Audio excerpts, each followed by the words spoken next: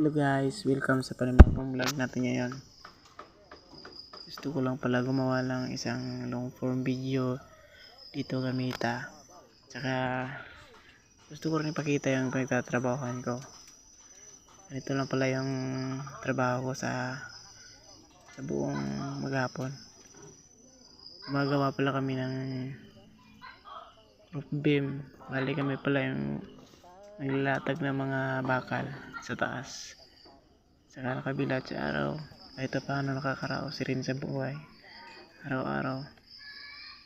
Kahit na isang kaig, isang tuka lang, ayos na rin.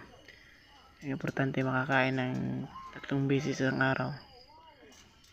Gusto ko rin pala simula vlog baka sakaling makadagdag income sa pang araw-araw. Tsaka